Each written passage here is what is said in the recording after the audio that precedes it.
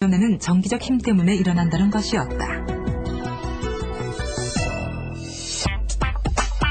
책받침을 머리카락과 마찰시켰을 때 순간적으로 발생하는 정전기는 마찰이 정기적 힘이란 것을 보여주는 단정리에다. 그런데 과학이 발전하면서 마찰이 일어나는 또 다른 이유가 밝혀졌다. 최근이라고 한 20, 30년 전부터는 그 반데발스 힘이 그런 아주 매끈매끈한 곳에서도 생기는 마찰력의 한 3분의 1? 한 30% 정도만 반데발스 힘이고 나머지는 반데발스 힘이 아니라 이거예요. 그건 도대체 뭐냐? 하고 이제 생각해서 뭐냐고 이제 궁금해서 이제 잘 그 물체의 구조를 생각해 봤더니 두 물체가 매끄러우면 전체가 딱 붙어 있는 게 아니라 어디는 원자끼리 닿아 있는 데가 있고 어디는 안 닿아 있는 데가 있는데 닿아 있는 곳에서는 마치 용접기로 붙여놓은 것처럼 딱 달라붙더라 이거예요. 이런 현상들이 그 나머지 대부분의 이제 마찰력을 설명한다고 하거든요.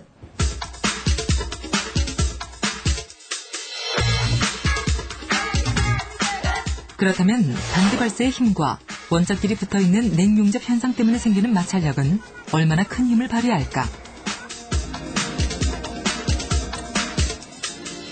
몸무게 57kg의 남자가 전화번호부 2건이 연결된 그네에 올라갔다. 아무런 접착제 없이 엇갈려 끼우기만 한 전화번호부가 이 사람을 들어올릴 수 있을까?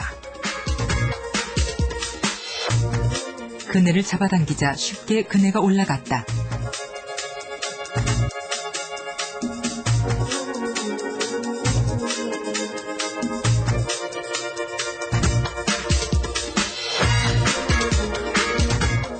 한 장씩 겹쳐진 종이와 종이 사이에 마찰력이 작용한 결과였다. 이번엔 한 사람 더 올라가 보기로 했다. 그네를 당기는데도 불구하고 겹쳐진 책은 건재했다. 그렇다면 좀 더 무거운 물건도 끌어올릴 수 있을까? 제작진은 한 폐차장의 도움을 받아 승용차 한 대를 끌어올려 보기로 했다. 엇갈려 끼운 전화번호부는 1톤 정도의 승용차를 가뿐히 들어올렸다. 종이 한 장과 한 장이 겹쳐져 생긴 마찰의 힘은 놀라웠다.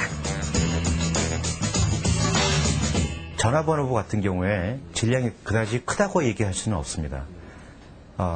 반면에 그 종이와 종이 사이의 마찰력도 그렇게 크지는 않습니다. 그런데 전화번호부를 이렇게 엇갈려서 페이지를 넣어가지고 이렇게 묶어놓을 경우에는 그 맞닿는 부분이 매우 많겠죠. 그 부분이 전부 다 하나의 마찰이기 때문에 그 겹쳐진 페이지 숫자만큼이나 많은 그 마찰력으로 불어나게 되는 것입니다. 그래서 개개의 페이지는 마찰력이 그다지 크지 않다 하더라도 둘 사이에 맞닿는 부분이 많기 때문에 상당히 마찰력이 많이 작용하고요. 원자로 이루어져 있는 모든 존재는 서로 달라붙어 있거나 서로 끌어당기려 한다. 마찰은 이러한 의지가 꺾여나가고 다시 발현되는 과정에서 생기는 현상이다.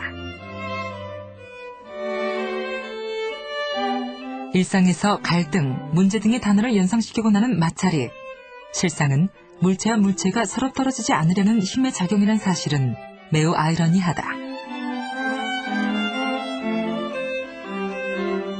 마찰로 인한 진동이 기기 설비에서는 불필요한 소음이지만 바이올린 연주에서는 아름다운 음악을 만들어내듯이 말이다.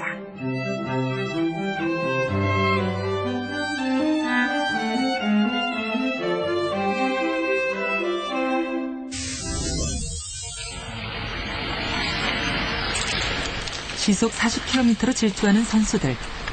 극적인 초월과 손에 땀을 주게 하는 마지막 질주. 쇼트트랙은 마찰로 인한 미세한 차이를 가장 잘 이해할 수 있는 경기다. 스케이트는 이제 스케이트 날을 가지고 얼음 위에서 하는 운동이기 때문에 그 마찰이 굉장히 중요해요.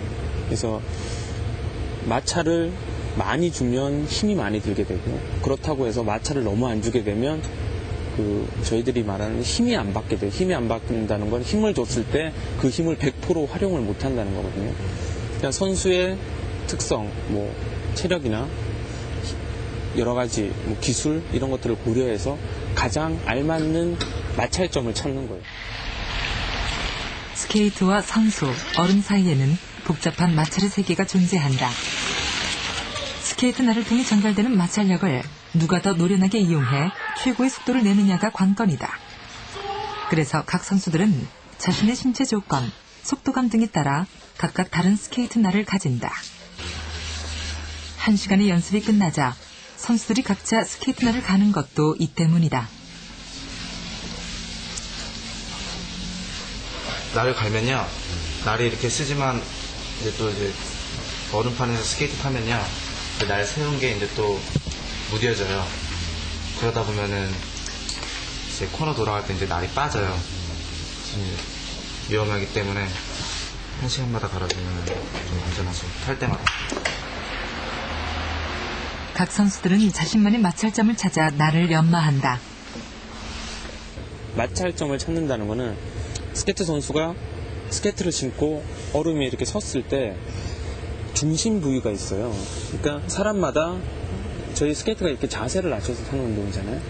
그럼 중심이 여기 거의 3가지 정도로 나눠지는데 거기 중심점을 가장 높은 위치로 맞춰주는 거예요. 왜냐하면 밀어내야 되기 때문에 가장. 쇼트트랙 선수들이 신는 스케이트 날은 일직선이 아니다. 끝과 끝이 살짝 휘었다. 마찰면을 최소화하기 위해서다. 그게 일자로 돼 있으면 미는데 힘이 굉장히 많이 드는 거예요. 그래서 그 간격을 중심점을 기준으로 조정을 하는 거예요. 그래서 가장 활도가 좋게 만들어 주는 거죠. 여기 중심점, 가장 높은 부위, 가장 낮은 부위까지가 3mm 정도가 차이가 나요. 그러니까 여기서부터 여기까지가 3mm 간격으로 해서 이 곡선이 자연스럽게 떨어지는 거죠. 선수에 따라서 이게 많이 떨어지는, 그러니까 급격하게 떨어지는 선수가 있고 좀 더 자연스럽게 떨어지는 선수가 있고, 그러니까 2.5mm에서 3.5mm 차이가 난다고 보시면 돼요. 그러면 그 차이는 얼음 위에서는 그 정도 차이지만 이게 쓰러졌을 때, 이게 각을 주고 쓰러졌을 때는 굉장히 큰 차이가 있을 수 있거든요. 볼록하게 굽어서 끝이 들려있는 모습을 로그라 부르고 코너를 돌 때 들린 날의 끝부분까지 얼음에 닿아 마찰력을 최대한 이용하도록 하기 위해 날을 구부린 모양을 밴딩이라 한다.